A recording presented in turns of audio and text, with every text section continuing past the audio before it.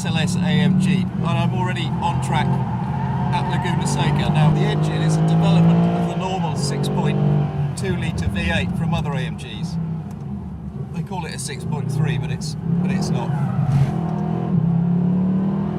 And the gearbox is new and unique to this car as well. No other Mercedes has got a twin clutch gearbox like this. It's the same unit as in the Ferrari California. The software is slightly different. It doesn't put those instant changes in like the California. There's a slight delay, and actually sometimes there's a bit of a delay as to what it does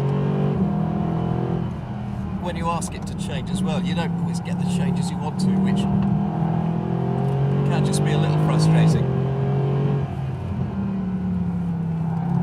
Now the reason they've got that box is because it's a transaxle. There's a carbon torque tube that only weighs about 4 or 5 kilos, I think, down the middle of the car. And because the gearbox is at the back, the weight distribution is excellent. It's about just over 50% to the front, I think, 53, 47 or something like that.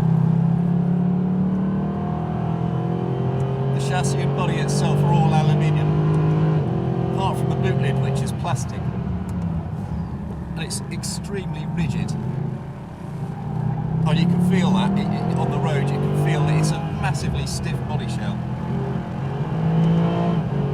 It's allowed AMG to set up the suspension to work really rather well, actually, I've got to be honest.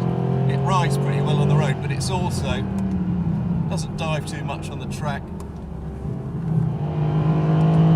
Feels almost, it's got big wide sills at the side as well. It feels almost like you're driving a really big Lotus Elise or something. It's something a bit of the Evora about it, only because the engine is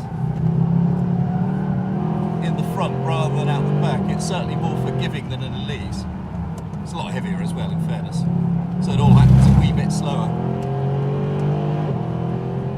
The performance is, well, is absolutely as good as you'd expect. There's well over 500 horsepower. A Mercedes AMG claim 0 to 60 in 3.7, which feels entirely believable. There's enough weight over the back to give it decent traction.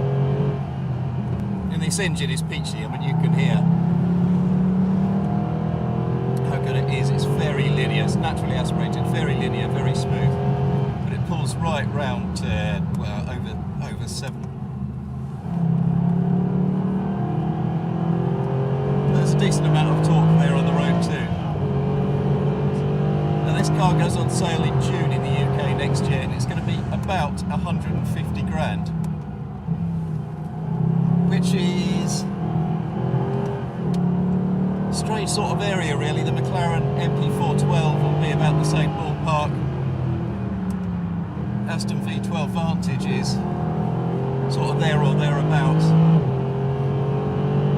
The 599 is nearer 200 grand, but and this car sort of feels somewhere between a sort of V12 Vantage and the 599, if you like. It is a mix of sports car and GT car. It leaves me a little bit colder than either of those, but I think it's going to be one of those cars that's a bit of a grower. And actually, you know what, the more time I spend in this car, even just in these few laps, the more it's grown on me again. It is it's hard. I think it's going to be hard not to like it. It is a proper tool. It's going to join a very, very crowded marketplace next summer though.